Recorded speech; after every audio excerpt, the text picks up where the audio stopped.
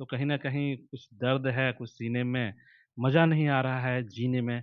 इसीलिए बिल्कुल सब कुछ त्याग के बिरसा को याद करके, अम्बेडकर को याद करके, तमाम बुजुर्गों को याद करके, सिद्धू कान्हू को याद करके वो सिर्फ और सिर्फ पढ़े लिखे व्यक्तियों को ही टिकट देती है।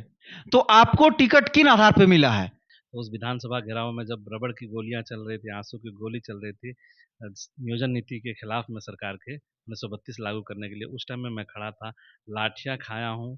घर से इजाज़त नहीं थी, प्लस एक मंत्री साहब हैं, नाम लेना उचित नहीं है, उस मंत्री साहब ने मेरे परिवार के पूरा विवरण को निकाला है, इसका भाई कौन है, कहाँ पे है, क्या है।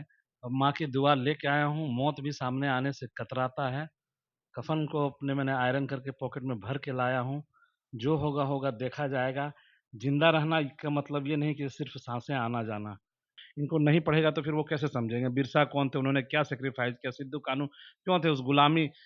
कहीं पे सारठ चौक के कहीं पे उन्होंने खुलेआम बोला था कि क्या बाभन और मियाँ वोट नहीं देगा तो क्या हम विधायक नहीं बनेंगे?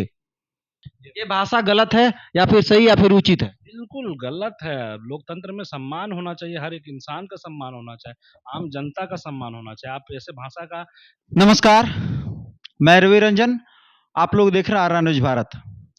अभी एक हमारे सामने ये कोई आम इंसान ने ये जो है जयराम महतो की पार्टी जेकेएलएम के प्रत्याशी और ये सारठ विधानसभा से हैं, जहां पे दो दिग्गजों का आमना सामना है। वहां पे ये जयराम महतो की पार्टी के द्वारा जो इन्हें टिकट मिला है और ये जो भाई साहब हैं, ये जो प्रत्याशी हैं, ये कोई आम इंसान के जैसे वोटकटवा की तरह नहीं है। ये इन्होंने अपना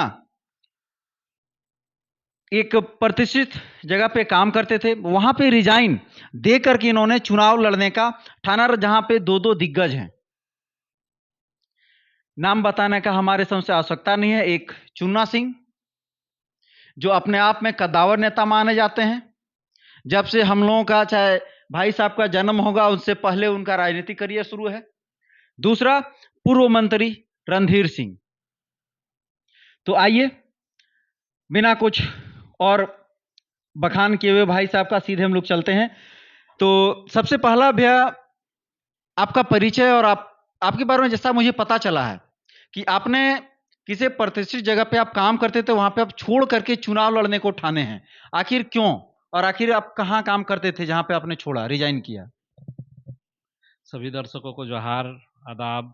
मैं धन्यवाद देता हूँ मीडिया बंधु को और आप दर्शकों को कि इस माध्यम से मैं आपसे कनेक्ट हो रहा हूँ। और इसके बाद मैं ग्राउंड पे कल गया था और फिर अभी यहाँ से जाने के बाद मैं फिर ग्राउंड में ही रहूँगा, लगातार और काम करूँगा आपके बीच में। तो जैसे भाई साहब ने कहा कि चुन्ना भैया बहुत दिग्गज नेता है, रणधीर भैया बहुत दिग्गज नेता है, नो डाउट इसमें दिग्गज नेता है। बिल्कुल हम लोग जब हाफ पैंट पहन के दौड़ते थे और गंजी पहनते थे तब उनका नारा लगाते, चुन्ना सिंह जिंदाबाद, चुन्ना सिंह जिंदाबाद, ऐसा लगाया करते थे। और ये बताने में कोई संकोच नहीं है, मेरे अंकल और मेरे पापा उनके लिए अच्छा मतलब एक कार्यकर्ता थे, उनके लिए काम करते थे। चाहे वो जिस पार्टी में कभी राष्ट्रीय जनता दल में थे, फिर कांग्रेस में थे। तो सिराज अंसारी के साथ में मेरे पापा, मेरे अंकल उनके एक मजबूत कैडर में से थे। तो बिल्कुल है, बोलता है ना गुरु गुड़ चेला चीनी, तो चेला चीनी का असर दिखाएँगे। और दौर चला गया अब उनका, टेंशन लड़के लेंगे, पेंशन अब चाचा लोग का खाने का उम्र आ गया है, तो चाचा लोग देखते हैं एक बार 2-2 हाथ हो जाए। यही और उसके बाद दूसरी सवाल आपकी है कि आप प्रतिष्ठित संस्थान से, बिल्कुल मैं बहुत ऐसे संस्थान हैं जो इंटरनेशनल कंपनीज़ है, वहाँ पे मैं काम किया हूँ और बहुत अच्छा परफ़ॉर्म किया हूँ। एक यादगार एक दाग छोड़ के गए हैं। जिस संस्थान से मैं जब छोड़ता हूँ तो वहाँ के एटलीस्ट जो साथी हैं और हमारे अधिकारी हैं वो मुझे एटलीस्ट याद करते हैं कि नहीं लड़का आया, अच्छा से थोड़े दिन रहा, साल 2 साल रहा, 3 साल रहा, अच्छा करके गया है। अभी मैं नीति आयोग के प्रोजेक्ट में था, वो एक नीति आयोग का प्रोजेक्ट है, जिसमें मैंने लिख के दे दिया कि मैं अब आगे काम का भी कोई ठीक नहीं है, मैंने लिख के दे दिया है। और बाकी ईश्वर, बाकी नीति आयोग अगर समझे, वो उनको लगेगा तो पता नहीं बाकी अगर भोलेनाथ चाहे, भोलेनाथ अगर जामताड़ा से सारठ बुलाए हैं, जामताड़ा जिला का रहने वाला हूँ और सारठ विधानसभा में आया हूँ, ऐसे मैं रहने वाला सारठ विधानसभा की हूँ। अगर भोलेनाथ इतना सामने बुलाए हैं, कोई ना कोई तो बात होगी। चलिए देखते हैं, एक बार आजमाते हैं।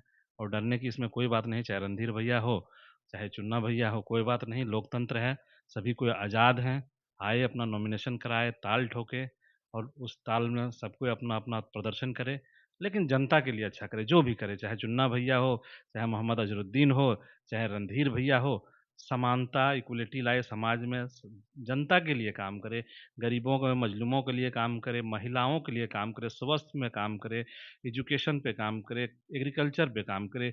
ये सब चीज़ें अगर काम वो करेंगे, तो मुझे नहीं लगता है कि एक स्टूडेंट को वो बस एक नौकरी की तलाश, छोटी सी 9 से 5 की नौकरी की उनको ज़रूरत है।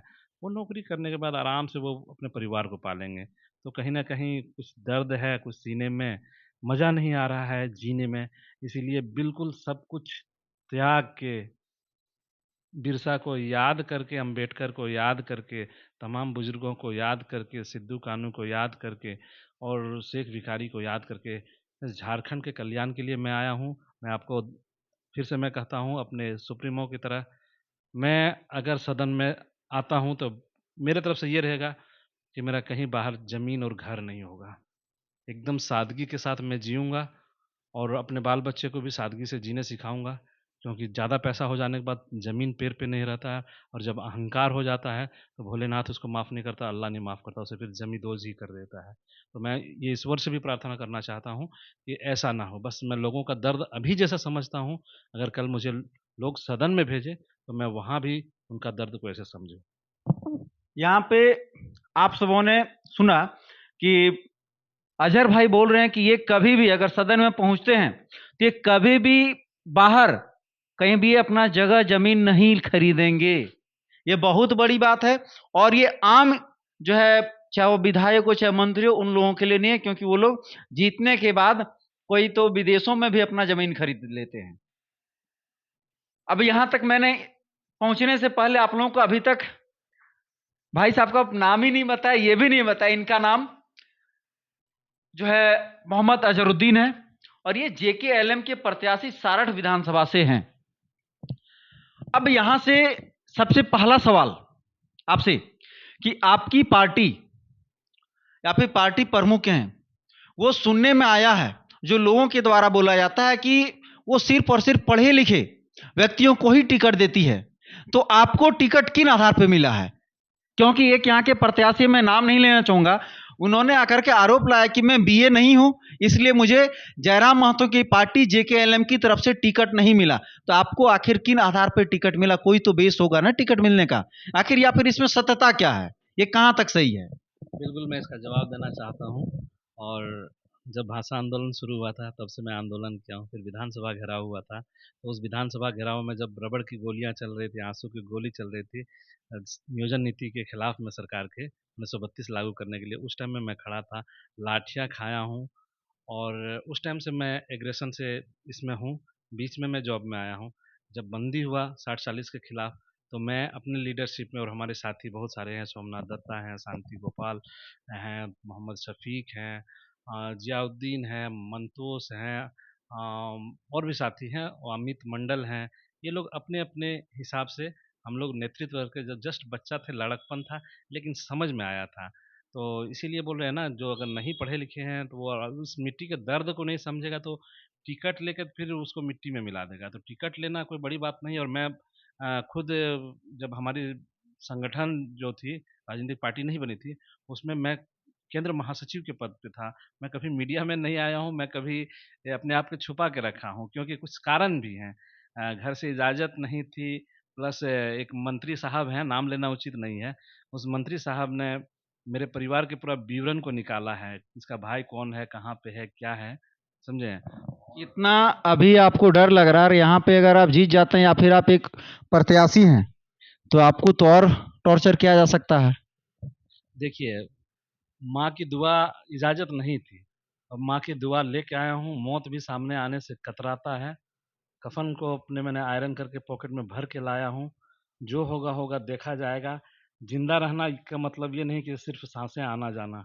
अत्याचार के खिलाफ आवाज़ उठाना, वो है ज़िंदा रहना, चाहे वो किसी भी लेवल में, कहीं भी, हमेशा जो दबे-कुचले हैं उनके साथ खड़ा होना। तो कहीं न कहीं हर घर की मैं बात बता रहा हूँ, मेरे जितने जानने वाले पढ़े-लिखे लोग हैं, वो उनको नौकरी नहीं हो रहा, लेकिन उनके माँ-बाप सोच रहे हैं इस बार नहीं, अगले बार हो जाएगा, फिर अगले बार हो जाएगा। लेकिन उस लड़के के सीने में क्या दर्द है आपको पता है? जितना एजुकेटेड लड़का है, वो सोच रहा है कि कब अपने माँ के लिए जिसने सैक्रिफ़ाइस किया उसके लिए मैं दवा ला पाऊँ। मैं कब अपने अब्बा का लाठी का सहारा मने डंडा पकड़ के जो मुझे उँगली पकड़ के चलने सिखाया, उसका मैं बुढ़ापा का सहारा कब बनूँ? भले बोल नहीं पाता, लेकिन झारखंड के लोगों में ये चीज़ है और पूरा हिंदुस्तान का ये है, राजनेता का बेटा राजनेता बनेगा, वंशवाद हावी होगा, तो नेता नहीं बनने दिया जाता क्योंकि नेता को एक ऐसा परिदृश्य है समाज में, सोसाइटी में, इसको खराब नज़र में देखा जाता है। किस तरह खराब न कमीशन खाना और भी देख रहे हैं तरह-तरह महिलाओं के साथ में एक्सटॉर्शन, गरीबों का शोषण इस तरह। तो पढ़े-लिखे जब तक नहीं आएँगे, जब तक आदमी अम्बेडकर को नहीं पढ़ेगा, गांधी को नहीं पढ़ेगा, न फूले को नहीं पढ़ेगा और मतलब जितना रिफ़ॉर्म लाए हैं, राजेंद्र प्रसाद को नहीं पढ़ेगा, सुभाष चंद्र बोस को नहीं पढ़ेगा, भगत सिंह को नहीं पढ़ेगा, तमाम जितने भी हमारे चाहे रा राज्य के हों या स्वतंत्रता सेनानी हों या फिर राज्य के सेनानी हों, इनको नहीं पढ़ेगा तो फिर वो कैसे समझेंगे? बिरसा कौन थे? उन्होंने क्या सैक्रिफ़ाइस किया? सिद्धू कान्हू क्यों थे उस गुलामी अब पढ़ने लेना मतलब पढ़ के सिर्फ़ चुप बैठना नहीं है, जो उसका इम्प्लीमेंट करना। कहीं न कहीं इस दर्द को समझ रहे थे कि अंग्रेज़ हमें कुचल रहे हैं, तब ना बिरसा मुंडा खड़ा हुए थे, शेख भिखारी खड़ा हुए थे। आज हमारे रणधीर भैया जो बोल रहे हैं हमको मियाँ, मियाँ, मियाँ, मियाँ बोलते हैं तो आपको बता दें कि जब वो पिछला चुनाव जीते ना, तो उन्होंने कहीं पे सारठ चौक के कहीं पे उन्होंने खुलेआम बोला था कि क्या बाभन और मियाँ वोट नहीं देगा तो क्या हम विधायक नहीं बनेंगे? तो क्या आपको क्या लगता है ये सही है? देखिए लोकतंत्र है, सम्मान सबका होना चाहिए। ये भाषा गलत है या फिर सही या फिर उचित है? बिल्कुल गलत है, लोकतंत्र में सम्मान होना चाहिए, हर एक इंसान का सम्मान होना चाहिए, आम जनता का सम्मान होना चाहिए। आप ऐसे भाषा का इतने बड़े पार्टी में हैं, कहीं न कहीं पार्टी इस चीज़ को टॉलरेट कर रही है कैसे पता नहीं, संवैधानिक दायरे में नहीं रह के इस तरह का स्टेटमेंट देना मतलब समझ रहे हैं आप, मानव से घिरना। जिस देश में कहा जाता है कि मानव सेवा सबसे बड़ा सेवा है और जहाँ हमारी विचारधारा जहाँ आप अ, बुद्ध को मानते हैं, जिन्होंने युद्ध करने वाले राजाओं को बदल दिया, उनका हृदय को कोमल कर दिया, वहाँ पे आप इस तरह की बात भाषा का यूज़ कीजिएगा तो मुझे नहीं लगता है कि एक दिमाग में कोई बहुत अच्छा सोच है, ये इम्प्लीमेंट किया गया है। मानव से घिरना मतलब समझ रहे हैं? मानव से घिरना मतलब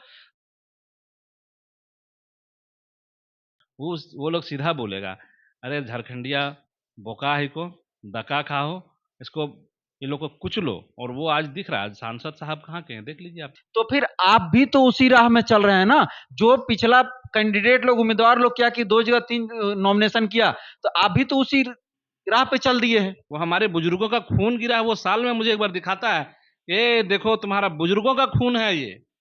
क्या अज़हर के कंधे पे कुछ ज़िम्मेदारी नहीं है? आपके आपके बच्चे जो पढ़ रहे हैं, उनके कंधे पे कोई ज़िम्मेदारी नहीं? हम नेता उतना बना दिए हैं, जितना सोचा भी नहीं होगा कोई नेशनल पार्टी और रीजनल पार्टी, उतना नेता बना दिए हैं। तो उस आंदोलन का रूपरेखा और बदल सकता था और लोग उग्र हो सकते थे सरकार के खिलाफ, क्या इस बात को आप मानते हैं? सामने में गोली चलता रहा, रबर बुलेट, आँसू गैस चलते रहा, हम भी सामने में थे, सब भाग गया, हम भी थोड़ी देर के लिए कदम बढ़ा दिए थे, लेकिन केंद्र एक ज़रा नहीं हिले। आप इस बात को नहीं बोल सकते हैं कि वो कदम पीछे रहे, नहीं, मौत को गला लगा सकते हैं, कदम पीछे नहीं हटा सकते हैं, ये नहीं हो सकता है।